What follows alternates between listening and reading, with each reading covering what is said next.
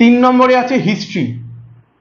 দেখো অনেকে আছে তার হিস্ট্রি প্রচন্ড প্রিয়, যে শুধু ইতিহাস পড়বো বলেই আমি আর্টস নেব, আমার আর অন্য কোনো সাবজেক্ট নিয়ে মাথা ব্যথা নেই, আমি ইতিহাস নিয়ে পড়তে চাই তাই আমি আর্টস নেব। এরকম যেমন স্টুডেন্ট রয়েছে, আবার এরকমও স্টুডেন্ট রয়েছে যে আমি ইতিহাস থেকে পালাবো বলেই আমি সায়েন্স নেব বা কমার্স নেব।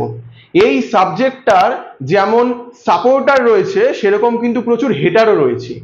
কিন্তু আমরা যখন আর্টস নিয়ে আলোচনা করি তখন ইতিহাসের গুরুত্ব কিন্তু সর্বোচ্চ।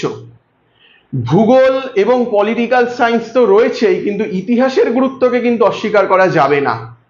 যদি আর্টস যদি আর্জেন্টিনা হয় তাহলে হিস্ট্রি কিন্তু মেসি, বোঝা গেল? যদি ইন্ডিয়া টিম হয় আর্টস তাহলে হিস্ট্রি কিন্তু বিরাট কোহলি। তোমাকে রাখতেই হবে, তুমি চেষ্টা করো রাখার। জানি ইতিহাসের নোটস অনেক পড়তে হয়, ইতিহাস মাথায় রাখতে হয়, কিন্তু আর্টস যখন নিয়েছো না তখন কিন্তু ইতিহাস তোমাকে রাখতেই হবে। পরবর্তীকালে তুমি যখন বড় হবে, কেউ যদি জিজ্ঞেস করে যে তুমি কি নিয়ে পড়েছো, তুমি যদি বলো আমি আর্টস নিয়ে পড়েছি, তোমাকে সে যদি বলে যে ঠিক আছে আমি 10টা প্রশ্ন জিজ্ঞেস করছি উত্তর দাও, তো সেই 10টা প্রশ্নের মধ্যে কিন্তু 7টা প্রশ্ন ইতিহাস থেকে করবে। সুতরাং তুমি আর্টস নিয়ে পড়েছো এবং ইতিহাস নাওনি, জিনিসটা কিন্তু খুব খারাপ দেখাবে। তাই ইতিহাস কিন্তু আমাদের কম্বিনেশনের মধ্যে রাখতেই হবে। আর কি রাখতে হবে?